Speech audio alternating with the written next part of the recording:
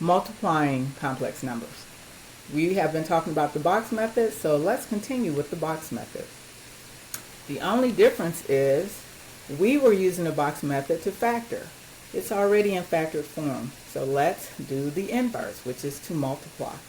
So I take 3 plus 8i, 2 minus I, and now I'm going to use what I know about multiplication. This row this row times this column, and this row times this column will give me the boxes below. So I have 2 times 3, which is 6, and then 2 times positive 8i, which is positive 16i. And then I do the exact same for the next row. So negative I times 3, negative I times negative 8. That will go in the third and the fourth box. So I have a negative 3i and a negative 8i squared.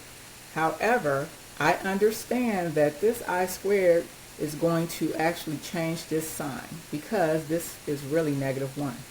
So if I ever have an I squared, all I have to do is to change the sign of what's shown already.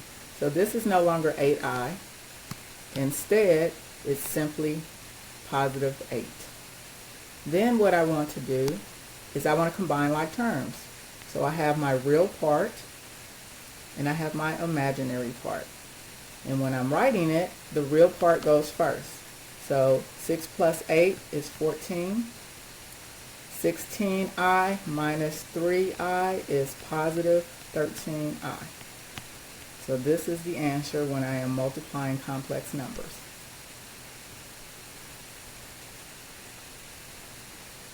Conjugates.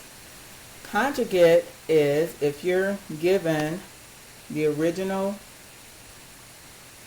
expression a plus bi, the only thing you have to do to make it a conjugate is to change only the sign that's before your imaginary part.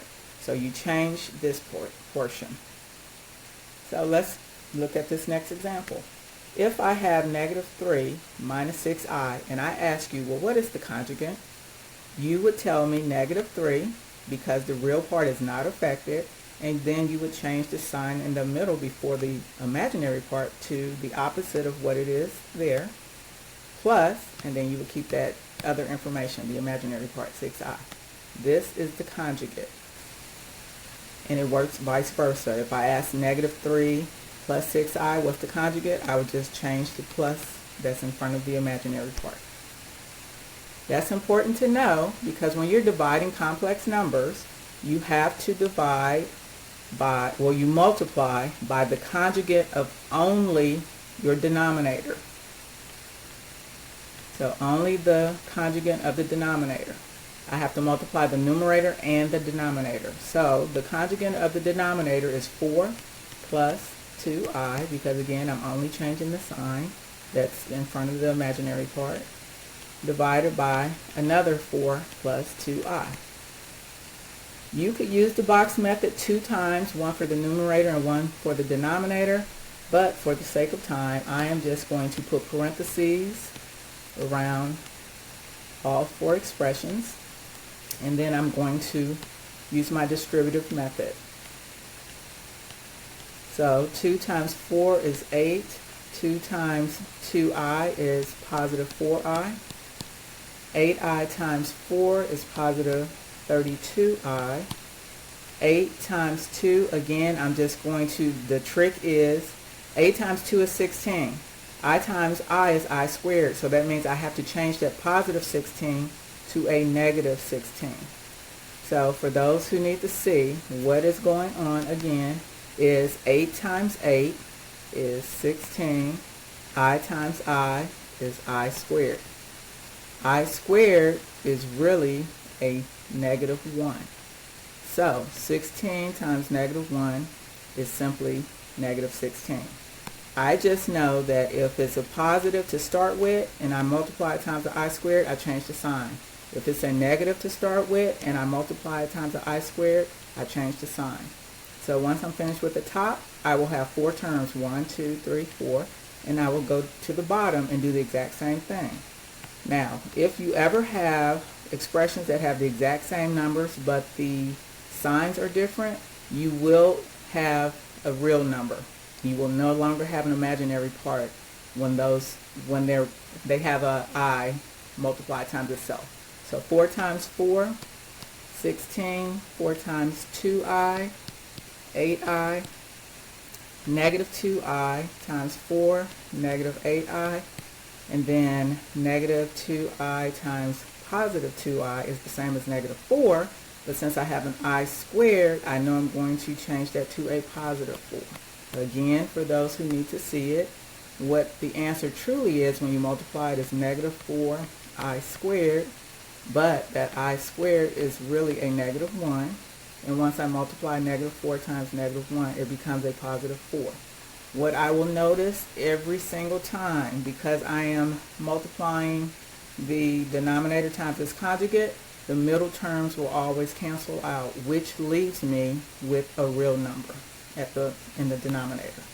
So I can go ahead and add that up. 16 plus 4 is 20. Now at the top, I would have to go ahead and combine like terms. So I have two terms that have an I, and I have two terms that are real. Maybe I should use a different symbol. Okay? So I have to put it in the form of A plus BI. So 8 minus 16, 8 plus negative 16 is negative 8. And then positive 4i plus 32i is a positive 36i.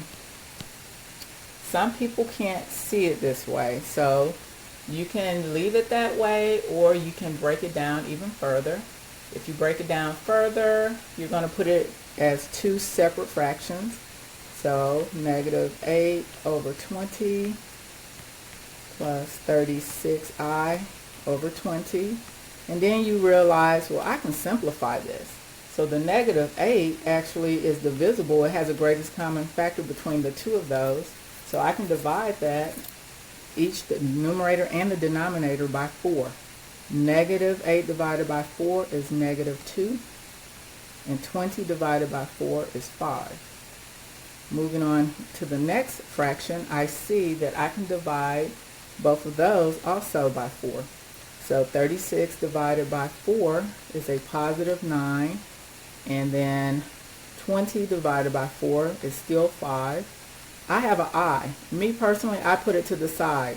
If you see the I next to the 9, that's fine as well. So this is in A plus BI form. So I know that I did it correctly. You would not leave it like this. You have to simplify it.